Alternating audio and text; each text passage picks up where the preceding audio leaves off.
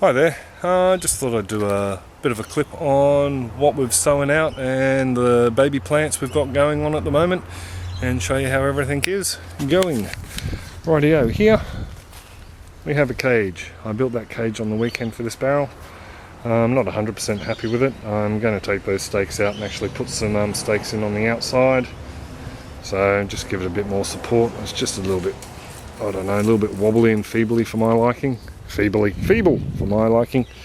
Into that one there is going to go one of these, or well, two of that type of tomato, whatever that type of tomato is, because I've forgotten again. They're some that Watson and Doing gave us and we planted out, and there's another lot over there that have germinated nicely. This bed's just not a very good performer, dries out really quickly. It's not a wicking bed, just a normal bed. And so to give the plants the best they can have, I'll go into a nice wet wicking barrel. This bed here will be the new home for the thyme and the sage, because both of those plants can handle a bit of dryness and a bit of sun. These poor onions are just going to get harvested, I think, and we'll eat them, as you tend to do with food. So we harvested the beetroot last week, so some onions from there went in here. And also from the back bed with the trellis, but I'll show you that in a minute. Along here we have a random feral or volunteer brassica, probably a broccoli I fear. Well, not fear really, I hope. I like broccoli. And that there is a juvenile black-seeded snake bean. They grow fairly large, these guys. They're a vining plant, hence the trellis. The beans themselves grow to about 1 foot long from memory, maybe a little bit longer actually if you let them go too far. We like to pick them at probably, probably about 6 inches at the most. They're nice when they're young and nice and crisp, hold up really well in stir fries, a little bit better than the French style bush beans. Rightio, the carrots over here, I'm not going to pull that off. There's a couple, I think there's 2 lots of the baby balls that have germinated in these 2 rows. The middle 2 rows, there's 1 lot of the mixed coloured heritage. They're what Watson Doing gave us. And the 2 rows here of the Nants and Dragons, we've got a couple of lots of those guys shot up. They're a mix, so we'll see what happens with those guys. A couple more Rosa Bianca eggplants and 1 undumpulet. A couple of zucchinis, 3 rock melons, and I'm waiting for other stuff to move, to grow. I might, as you can see, there's a little bit of green growing on the surface, so I think that's the cocoa coir in there, just retaining too much moisture, so trying to let them dry out a little bit today. So in bed 1, what we've got going is those 2 zucchinis and hopefully a third. 1 will go there, 1 will go there, and 1 will go there. Around the back and the outside, I've already planted on Sunday 13 rainbow chard. To make up for the ones that I've taken out of there. Great chook fodder, we love them as well. The mangels, I chopped the greens off the mangels because they were looking manky mangels. So I'm just letting the regrowth come back. We use that as salads and in phyllo pastries as a spinach substitute and as just a spinach. So these guys are going to be harvested either for, I've said it before, either thrown in the freezer or we'll worst case scenario, munch them up and give them to the chooks. There's only so much I can fit in the freezer, unfortunately. We're going through one probably that size there. There's my hand.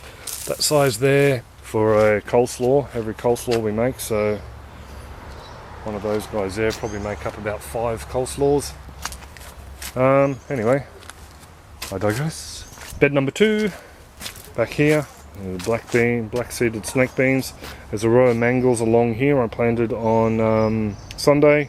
Same family as the rainbow chard. Probably shouldn't have done it, but I mixed through some horse manure, semi-composted horse manure, CBM, and some mineral dust. So that should be all cool, nice and fertile for it.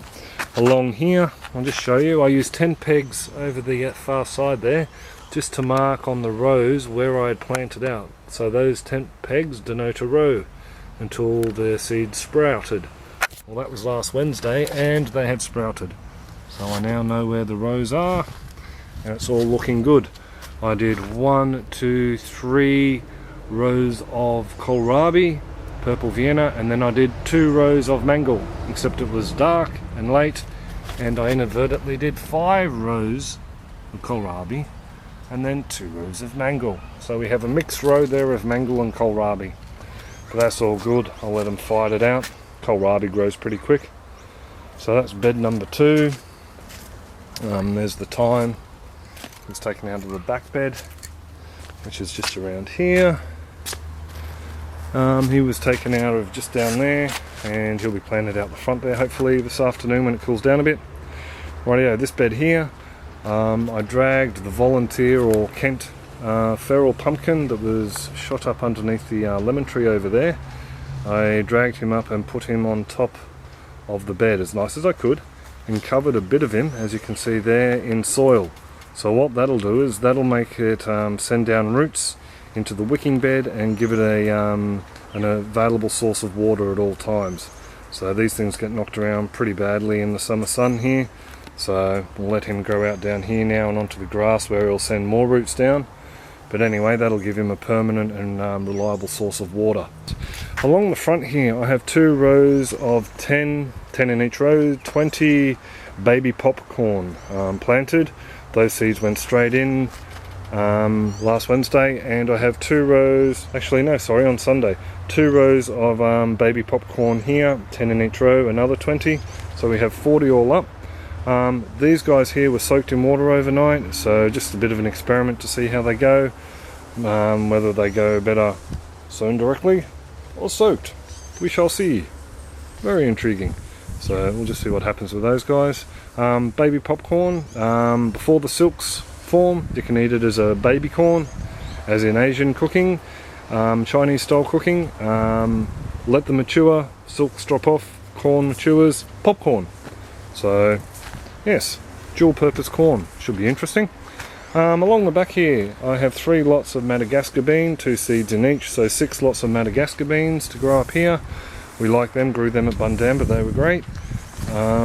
Then we have 2 Muncher burpless cucumbers and 2 Lebanese cucumbers to grow up the other end, so they should all go really well together, I think. That's pretty much all it, except for, come to think of it, hello Kira, except for the beetroot. The beetroot had a few gaps in where I'd sown it, so these guys are coming along nicely. So I planted out to fill up the gaps.